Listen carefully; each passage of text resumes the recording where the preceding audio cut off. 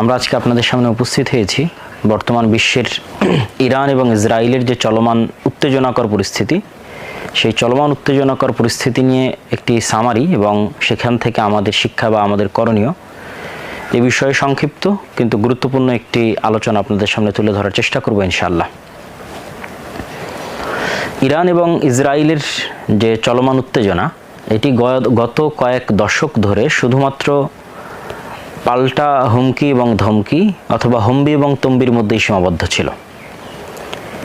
কখনো কখনো মাঝে মধ্যে টুকটাক হামলা হলেও সেটি যে উভয় পক্ষের আন্ডারস্ট্যান্ডিং বা বোঝাপড়ার মাধ্যমে পরিচালিত হতো, সেটিও এক প্রকার স্পষ্ট, যার ফলশ্রুতিতে বিশ্লেষক মহলে অনেকেই মনে করতেন যে ইরান এবং ইসরায়েলের যে দ্বন্দ্ব, এটি আসলে বাহ্যিকভাবে দ্বন্দ্ব দেখালেও গোপনে আসলে তাদের বন্ধুত্ব রয়েছে। তো এই ধারণাটিকে ভুল প্রমাণ করে গত 13ই জুন 2025 ইসরায়েলি টাইম ভোর 6:30টার দিকে ইসরায়েলের গোয়েন্দা সংস্থা মোসাদ এর সহযোগিতায় একই সাথে ইরানের অভ্যন্তরে পূর্ব থেকেই মজুদ রাখা ড্রোন এবং পূর্ব থেকেই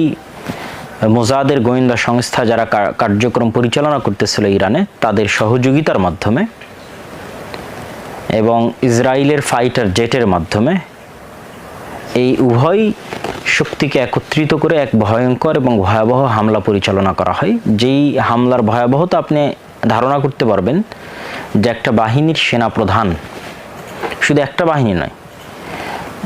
ইরানের সেনাবাহিনী, ইরানের আইজিআরসি, এরকম বড় বড় বাহিনীর যারা প্রধান আছে, এই হামলার পাল্টা উত্তরে প্রথম দিকে অবশ্যই কোনো না কোনো মাধ্যমে ইরানের যে ডিফেন্স সিস্টেম ছিল, এয়ার ডিফেন্স সিস্টেম, সেটিকে